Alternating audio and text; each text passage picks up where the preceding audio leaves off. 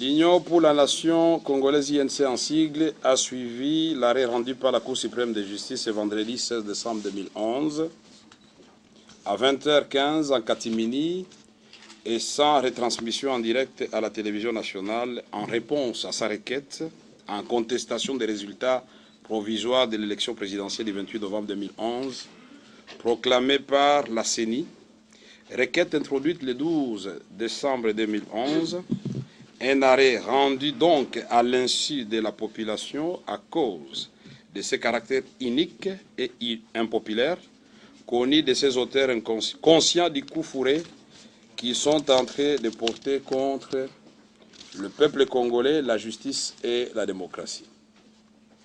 L'UNC a noté que la Haute Cour a déclaré recevable sa requête, ce qui apporte un démenti cinglant à tous les fanatiques intégristes du pouvoir en place qui avaient pourtant prévu l'irrecevabilité de celle-ci au motif qu'elle comporterait des vices de procédure.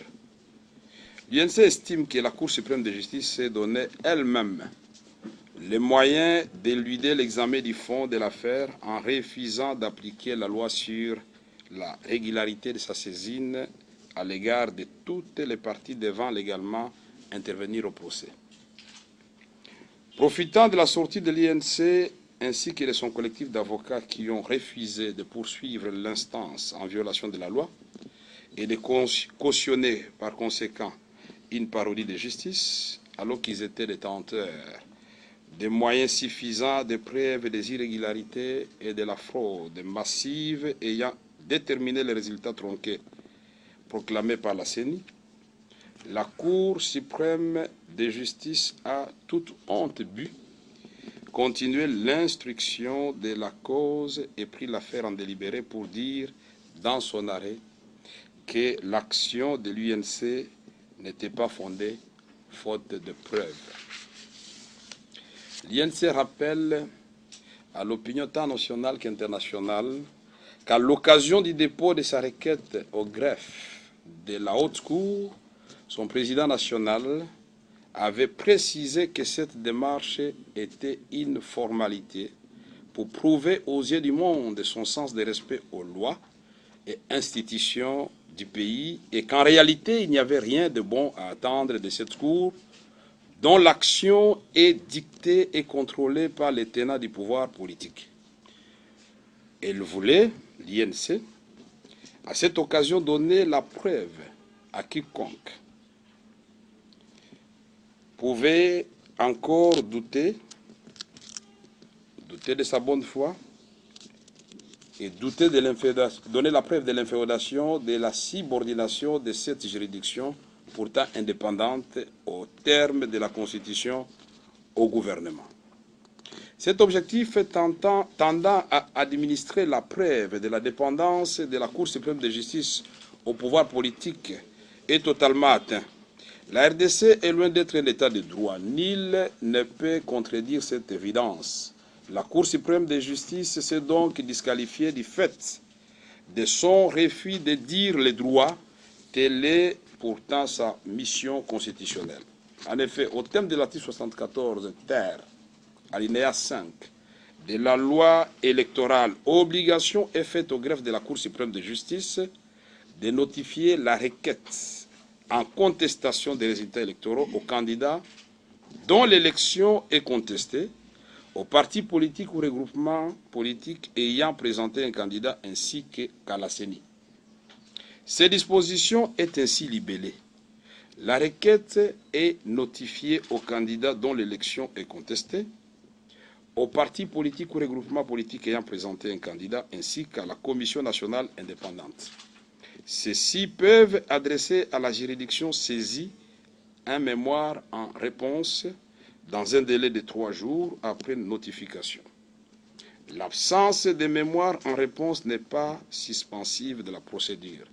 Fin de citation. Ces dispositions légales ne peuvent prêter à confusion dans la mesure où elle a fait l'objet de l'interprétation de la Haute Cour, coulée dans la note circulaire numéro 014 du 27 décembre 2011 sur la non-admissibilité de la procédure de tierce opposition en matière de contentieux électoral, circulaire signée par M. Jérôme Kitoko Kimpele, premier président de la Cour suprême de justice et président du Conseil supérieur de la magistrature. On peut lire dans cette note ce qui suit. La note est là, on va vous la présenter. On va vous en donner quelques exemplaires.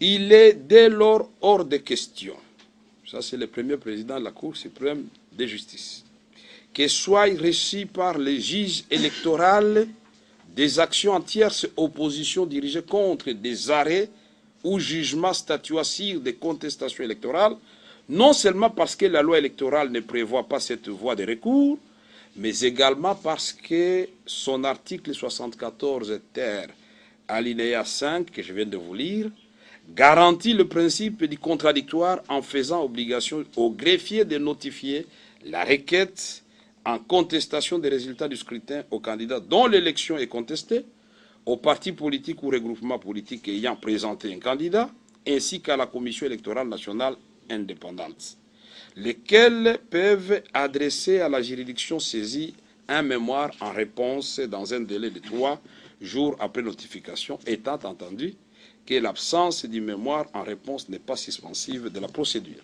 Fin de citation. C'est un extrait de la circulaire du premier président de la Cour suprême de justice.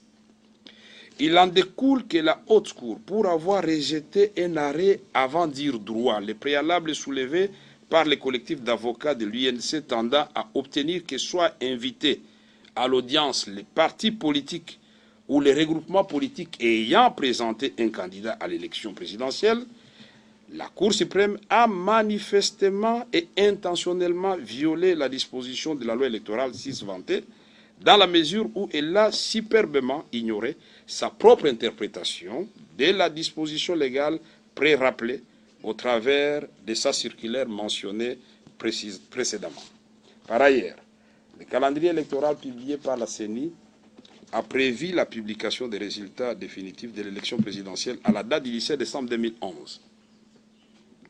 Que peut donc expliquer la précipitation de la Cour à proclamer ces résultats le 16 décembre 2011, soit un jour avant, si ce n'est que sa soumission et sa dépendance au mot d'ordre politique.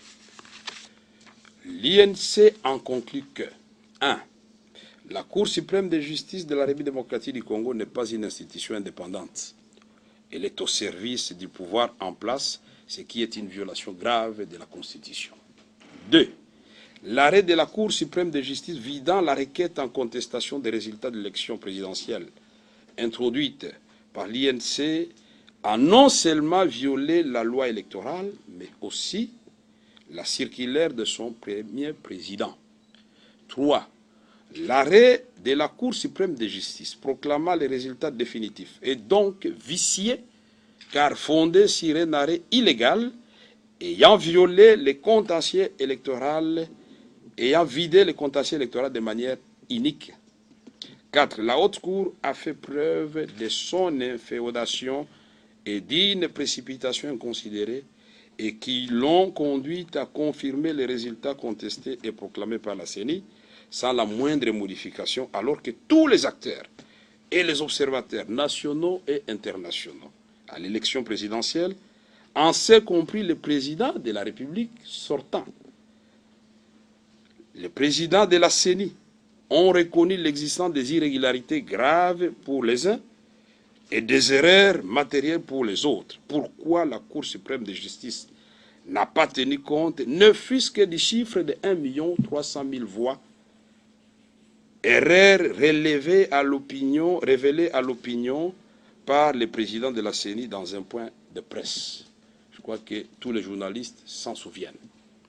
Si la Cour avait bien fait son travail, c'est-à-dire avait eu égard à tous les procès-verbaux authentiques des bureaux et centres de vote, ainsi que des centres locaux de compilation des résultats, CLCR, elle ne se mettrait pas à la traîne de la CENI.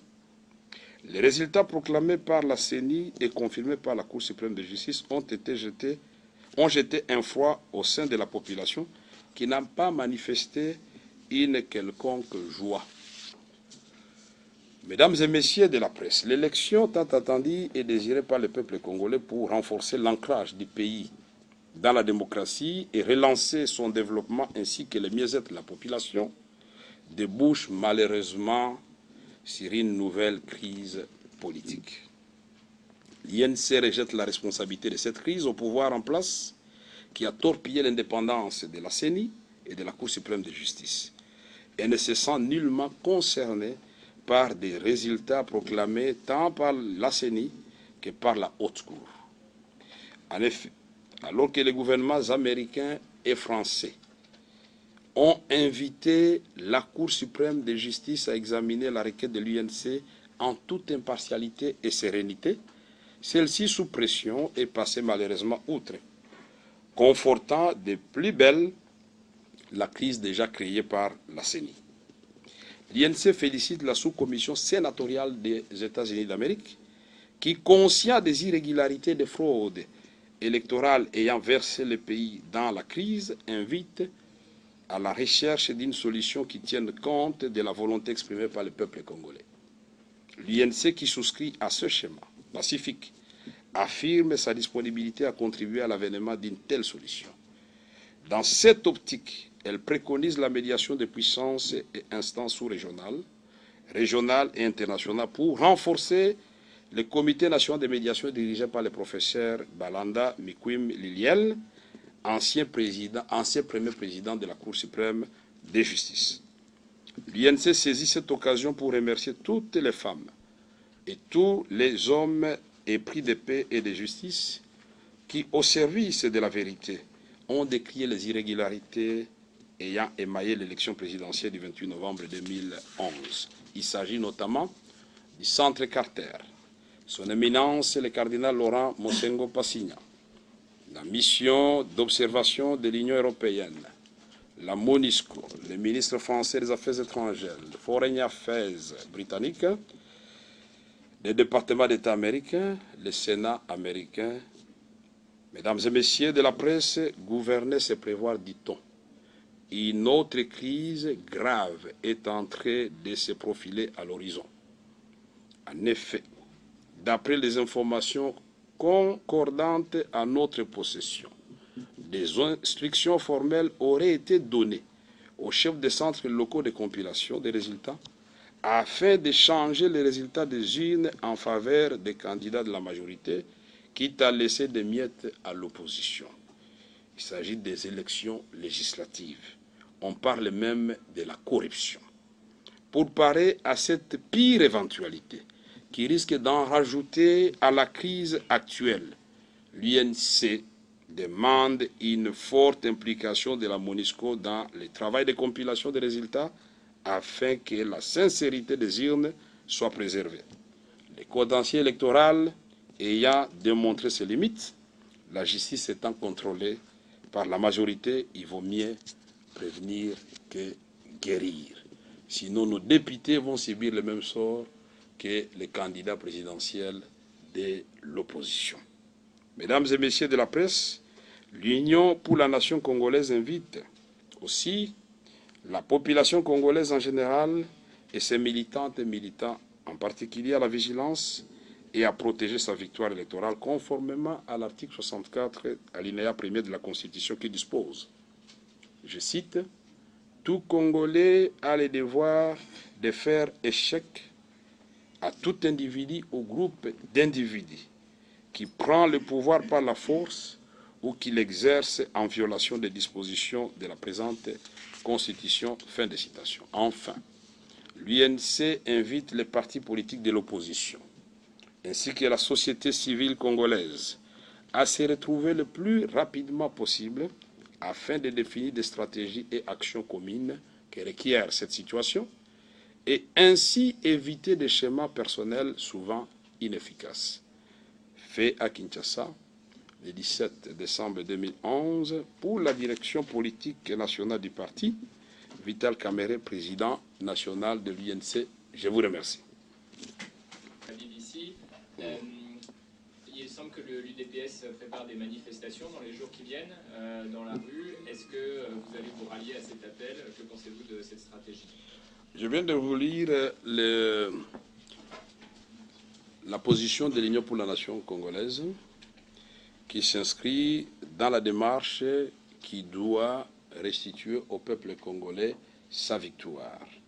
Et à la fin de mon communiqué, je crois que vous avez suivi, j'ai invité l'ensemble de l'opposition pour que nous puissions nous retrouver rapidement, et aussi la société civile, pour éviter des actions disparates. Comme ça, nous pouvons planifier des actions communes parce que nous poursuivons tous le même but. Comme ça, il n'y aura pas plusieurs actions pour finalement le même peuple qui est indivisible, puisque le peuple congolais dans son ensemble tient au changement.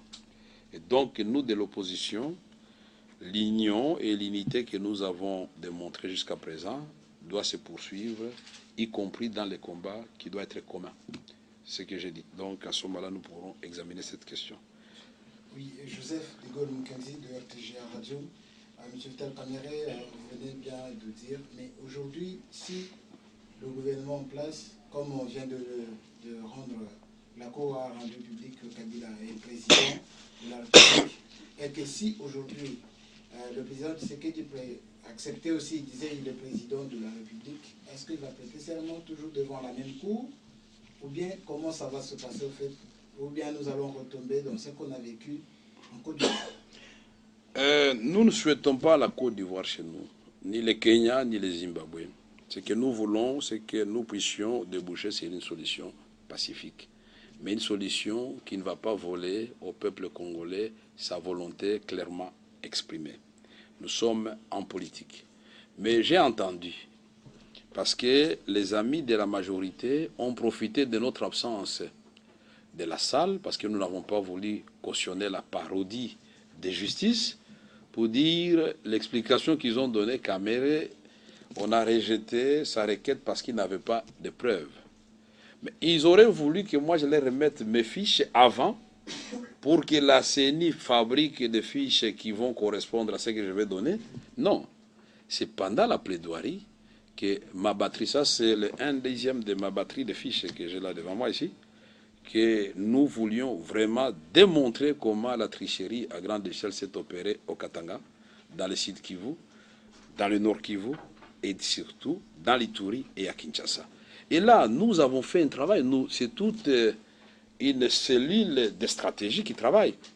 Là, vous avez les tableaux de l'Union pour la nation congolaise. Nous sommes province du Katanga, ville de Lubumbashi, circonscription Lubumbashi, nom du centre CS Njanja, code BV 11 959-L. Mais regardez très bien, la première colonne, vous avez les résultats de chaque candidat qui ont été proclamés par la CENI ici, que vous aviez suivi à la télévision. La deuxième colonne, vous avez les résultats réellement obtenus par chaque candidat qui se trouve ici, le PV. Les PV originaux. Donc là, c'est la fiche de compilation des centres. Là, c'est le PV. Et si nous prenons, on peut prendre même 100 exemples. Prenons ce premier exemple. Vous voyez là-bas, le candidat numéro 3, Kabila Kabange Joseph, il a 704. C'est ce que la CENI a proclamé ici. Mais sur le PV, en réalité, il a 61. Donc on lui a ajouté 643. Bon, Étienne Tshisekedi Wamulumba, sur la proclamation de la CENI, le CD-ROM, vous pouvez aller vérifier, vous avez le nom du centre, il a 39. Mais sur le PV, il a 120. Donc, on lui a arraché 81 voix. Ça, c'est un exemple, et peut-être vous allez croire que je raconte ma vie. Là, vous avez cette première fiche, mais là, vous avez le PV. Le PV, il est là. Vous pouvez prendre les chiffres. Donc, pour ceux qui voient très bien, ils peuvent regarder. Numéro 3, Kabila Kabange. les chiffres, il est là au milieu.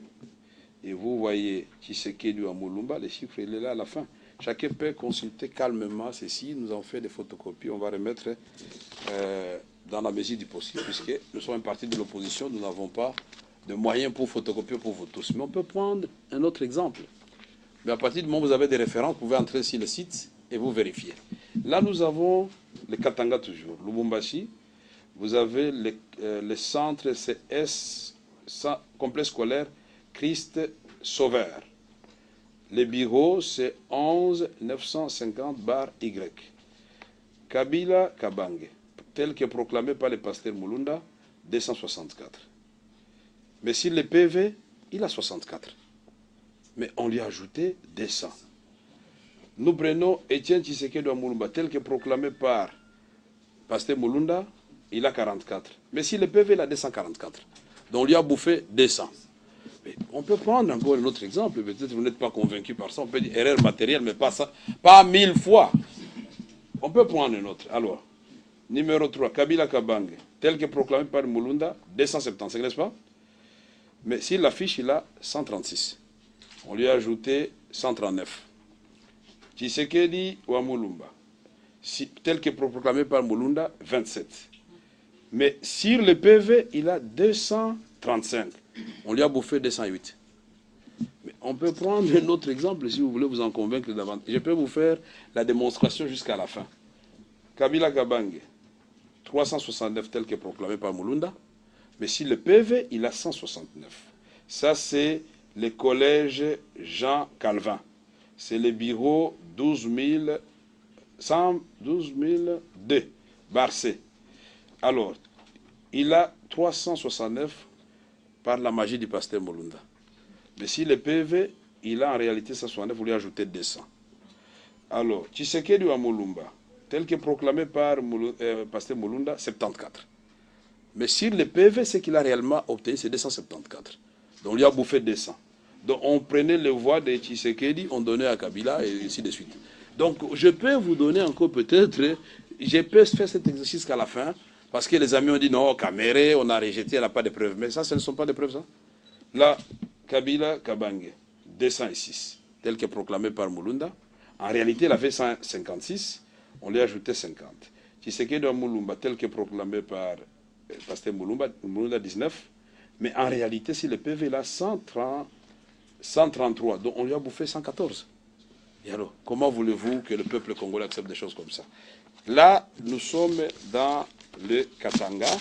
Je peux vous donner beaucoup d'exemples d'ici, de Kivu, et vous allez voir, vous allez me montrer comment Kabila a pu battre Kamere aussi de Kivu. Là, excusez-moi pour ceux qui ne savent pas le secret, je porte des lunettes de temps en temps.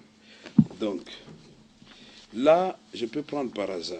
Nous sommes aussi de Kivu, dans ce bureau 432. On a Kabila Kabange Joseph, il a 94. La Kamere Vital, j'ai 359. Il n'y a pas photo. Vous pouvez tourner. Je crois que ça c'est là. Le bureau 420. Kabila Kabange 80. Kamere Vital 358. Je ne sais pas si vous pouvez faire les rapports. Vous pouvez tourner. Donc tout ça, je peux vous prendre les histoires qui sont là. Vous avez Kabila Kabange dans ce centre-là, 99. Vital Kamere, 341. Je ne sais pas si vous comprenez où est-ce que nous sommes. Vous pouvez tourner encore comme vous voulez dans tous les sens. Kabila Kabange, 81. Vital Kamere, 384. Et c'est l'allure de tous les résultats d'ici de Kivu. Je peux vous prendre aussi le Nord Kivu. Vous verrez, c'est la même chose. Donc, nous avons soigneusement gardé tout ceci. C'est toute une batterie de missiles que nous avons là-bas. Ça, c'était l'échantillon. Je peux vous donner aussi l'échantillon de cartes de lecteurs. Nous en avons 3000. Pour vous montrer que la tricherie a commencé avant. Vous voyez, cet enfant, vous pouvez lui donner quel âge, cet enfant-là? 11 ans, c'est beaucoup. Bon, même s'il avait 20 ans. Mais si vous regardez très bien, cet enfant, il est là. Le même enfant, il est là. On prend le nom, le post-nom devient le nom, et le nom devient le post-nom. Cet enfant a 8 cartes d'électeurs. Le même enfant, vous le trouvez là-bas. Le même enfant, vous le trouvez là-bas. Maintenant, vous pouvez avoir le même, mais il continue. Alors, vous avez cette fillette-là, elle a quel âge?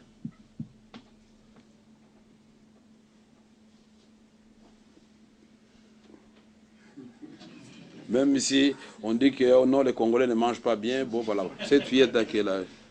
Mais vous allez voir, la même fillette revient plusieurs fois. Qu'est-ce qui donne le droit à la CENI d'enrôler la même fillette plusieurs fois? La fillette, la petite, elle est là encore.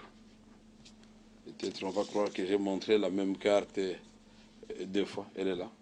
Elle revient 8 fois, elle aussi. La même fillette, elle est là encore. Avec plusieurs noms. Ce sont des cartes d'électeurs. Donc, quand on nous demande des preuves, on nous provoque. Le même petit que je vous ai montré au début, il revient encore en force. Ouais. Le même petit, il est encore là. Alors, ce sont les enfants. Tu es côté que la bino ba carte yo, puisque biso to voter mutu anate, to pe sabino ba carte. Bo pe sabiso quelque chose à 50 francs, to pe sabino ba carte to zana ngwe bede ba ba ki to ya ba carte. Bon, il se croyait être le seul malin. On n'a pas voulu dévoiler tout ça parce qu'on attendait, on se disait, bon, c'est pourquoi moi j'insistais, allons à la Cour suprême. Mais je crois qu'ils sont suffisamment organisés et ils me connaissent très bien. Je crois qu'ils se sont dit, quand Kamere dit ça, c'est que certainement, il a des preuves qui vont nous accabler. Cherchons un incident ou quelque chose, il ne faut pas qu'on en arrive à un procès où les gens vont voir effectivement que nous avons triché. Mais face à une situation comme ça que nous avons dit, nous avons salué le travail des centres Carter, de Monseigneur Mosengo, la MONUSCO, tout le monde, le Sénat américain. Nous devons nous montrer suffisamment maintenant matures, puisque nous, les Congolais, nous attendons toujours que les Occidentaux viennent nous taper sur la tête pour que nous trouvions des solutions à nos problèmes. N'attendons pas non plus que le sang coule dans notre pays pour que les amis qui ont favorisé cette tricherie comprennent que nous devons restituer à notre peuple son choix. Voilà pourquoi j'ai voulu faire ce point de presse pour éviter, j'aurais pu me taire, puisque dès lors que la Cour suprême a rendu son arrêt, je sais que tout ce que nous faisons là, nous n'allons pas apprendre le même miraculeusement que la Cour a repris parce que Kamere a fait une conférence de presse. Non, c'est par souci de restituer la vérité, puisque j'ai suivi beaucoup de bêtises à la télévision hier. Il y en a qui sont allés jusqu'à dire que j'étais à leur service et m'ont envoyé. Pour eux, j'ai fait du bon travail. Eh bien, messieurs, je suis en train de faire du bon travail parce que là, je montre exactement comment vous avez triché. Et le peuple a vu, j'ai des PV. Si vous voulez les PV de l'Ituri, je vous les exhibe. Et je mets nos amis de la majorité au défi de réouvrir un procès public, transparent. Nous allons démontrer tout ça. Et voilà. Puisque nous nous trouvons devant une situation où nous avons un président qui a été élu par le peuple congolais, qui s'est autoproclamé. Et nous en avons un qui n'a pas été élu, mais qui a été proclamé et par la CENI et par la Cour suprême. Quelle est la solution à ce problème? Voilà la patate chaude. Et c'est pourquoi moi je voudrais que l'opposition puisse se réunir rapidement avec la société civile. Nous avons parlé de la médiation internationale, mais nous avons notre comité national de médiation avec le professeur Balanda, avec le père Eko, avec Madame Mouyabo. On a vu les El Hadji, les responsables des musulmans. Il y a des gens respectables dans ces comités, mais nous savons qu'ils ne sont pas suffisamment dissuasifs vis-à-vis du pouvoir en place. Ils sont de bonne foi, ils ont l'expertise, ils ont des pistes et des solutions, mais pour qu'ils soient suivis, il faut qu'il y ait des pressions qui viennent de l'extérieur. Malheureusement, c'est ce qu'il faut. Vaut mieux des pressions que des bombes qui vont commencer à tomber dans notre pays. Voilà. Toutes les proclamations ont déjà été faites. Maintenant, on est à une étape de négociation ou de dialogue. Vous savez, dans un premier temps, ce qu'il faut faire, il faut d'abord que la vérité soit dite et reconnue par toutes les parties. Ça, c'est une première démarche qui peut apaiser les esprits. Si on arrive à nous dire quelle est la vérité, quel a été réellement le choix du peuple congolais, et ce n'est pas trop compliqué. nous disons que nous avons des fils. Il y a eu des observateurs. Dans les différents communiqués, on a dit que l'audience, les recours de l'UNC soient examinés avec impartialité et sérénité.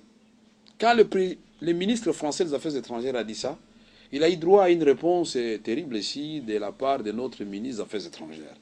Voilà un ministre des Affaires étrangères d'un autre pays qui se situe à 8000 km de chez vous, lui voit les dangers qui est en train de menacer votre maison. Vous ne voyez pas ces dangers-là. Et il vous dit, vous avez l'occasion, au travers de votre Cour suprême de justice, d'éteindre le feu. Non, la Cour n'a pas siégé. On a vu comment l'avocat général qui a fait office du procureur général a transpiré. Je le connais personnellement, c'est un homme sérieux. Son sourire qu'il a lâché là quand il ne voulait pas lire l'article de la loi électorale en disait non. Mais finalement, j'étais obligé d'intervenir quand on m'a fait taire. J'ai dit non. Monsieur le procureur, nous comprenons tous le français. Lisez d'abord. Mais quand il a lu, il a voulu donner notre interprétation. Maintenant là, nous avions cette circulaire dans la salle, mais nous pensions que l'audience allait se poursuivre puisque c'était notre dernière cartouche. On allait lui sortir la circulaire du premier président de la Cour suprême de justice.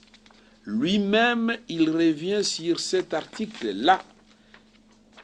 Quand nous avons cité, ce n'est pas par hasard.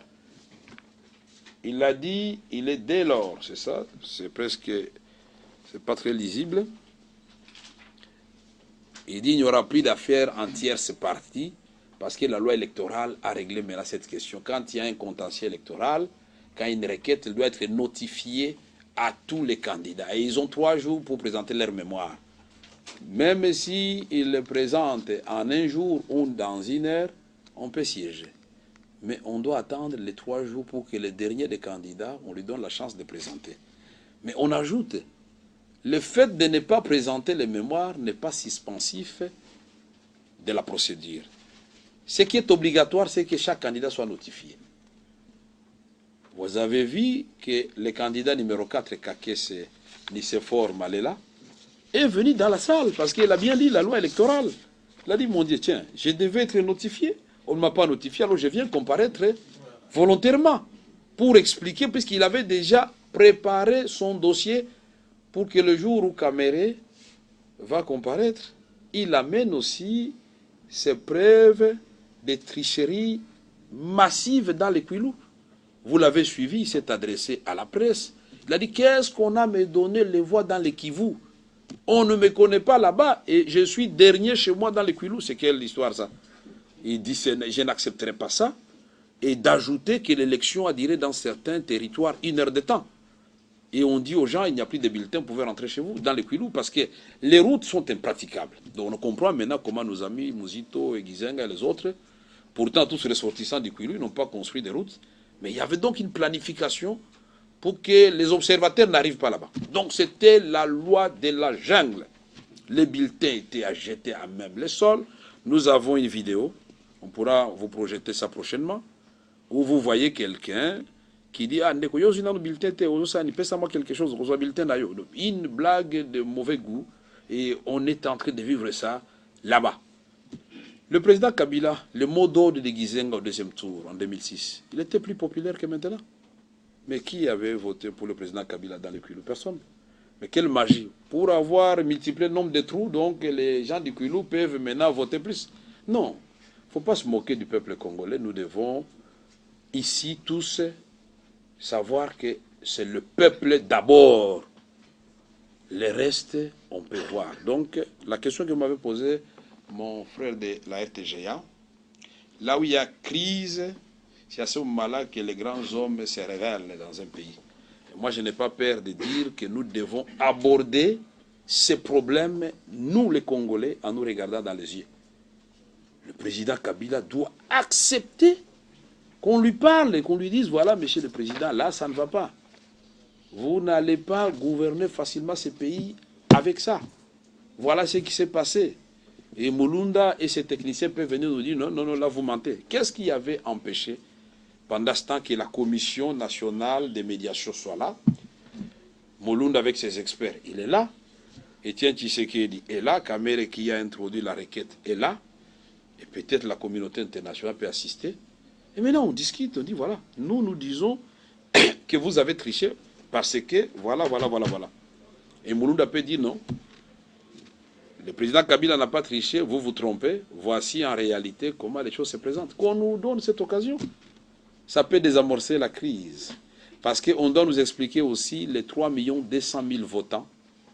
Maintenant là, on doit pouvoir nous dire ils appartiennent à quel centre. Puisqu'il suffit de donner une instruction à l'ordinateur, on peut maintenant ramener chacun dans son centre maintenant. Puisque je ne comprends pas comment il se fait que 3 200 000 Congolais se sont trouvés en déplacement le jour du scrutin. Donc ils ont pris que l'avion, c'est des paquebots qui les déplaçaient. Donc puisque 3 200 n'étaient pas dans l'air lié des résidences. C'est pourquoi Mulunda a fait un communiqué le soir, vous pouvez voter là où vous êtes. Maintenant qu'ils ont voté là où ils étaient, est-ce qu'on peut nous dire maintenant les 3 200 là, en réalité, ne vous en faites pas peuple congolais, Kamere nous a accusés gratuitement, le centre Carter nous a accusés gratuitement, le cardinal nous a accusés gratuitement. Voici en réalité les 3 millions. Il y en avait 200 qui viennent de Kasumbalesa, 100 de Kwilungongo, 200 de tel endroit. On retrace chacun, on le remet dans son centre. Est-ce que c'est compliqué ça? Pourquoi la Cour suprême n'a pas fait, ne fût-ce que cette vérification? La Cour suprême nous reproduit sans enlever la virgule, même un chiffre. Donc le chiffre de la CENI. Mais quelle honte pour la Cour suprême. Mais le pasteur Mulunda lui-même reconnaît qu'il était passé à la télévision en colère. Il dit oui, le plus de 3000 bureaux étaient perdus, ça fait 1 300 000 voix. Même si on donnait ça, on enlevait ça au candidat numéro 3, Joseph Kabila, on ajoutait au candidat numéro 11, Etienne Tshisekedi, il ne va pas dépasser le score du président Kabila. Mais pourquoi il ne l'a pas fait? Mais il n'avait qu'à faire ça, la Cour suprême pouvait faire ne fût-ce que ça. Arracher les 1 300 000 d'abord aux voix Joseph Kabila, les ajouter d'abord à Tshisekedi, ça changerait d'abord la réalité ou la fausseté de la CENI de moitié. Et on pouvait continuer l'exercice. Et nous allons lui amener d'autres voies que nous détenons ou nous voyons, que je viens de vous démontrer. Même ça, non. Le président de la République lui-même dit, il reconnaît qu'il y a eu des irrégularités et des erreurs. Lui, il le dit. Mais ce n'est pas de nature à changer l'ordre d'arrivée. Donc ça signifie que ça peut changer quand même les chiffres. Mais pourquoi la Cour suprême n'a pas exploité l'affirmation du président lui-même qui est incriminé? Ne fût-ce que ça. Non, nous sommes devant un cas d'espèce de parodie de justice. Et notre Cour suprême de justice vient de faire vraiment la honte nationale. C'est triste pour le Congo parce que nous savions déjà avant qu'ils étaient internés dans des hôtels, des ambassadeurs itinérants du président de la République, dans les hôtels ici à côté. Nous savions tout ça, mais puisque nous sommes pour la paix sociale, on n'a pas voulu aller les surprendre là-bas. On les a laissés croyant que peut-être ils allaient se libérer devant l'assistance et chaque fois interpellés par leur conscience qu'il s'agit de l'avenir du peuple congolais. Ce que nous faisons là, et les membres de la Cour suprême, et Joseph Kabila, et Tshisekedi et Kamere, j'ai l'habitude de le dire, nous tous nous passerons. Mais le Congo et la nation congolaise, le peuple congolais, ils resteront. Quelle histoire nous allons laisser derrière nous?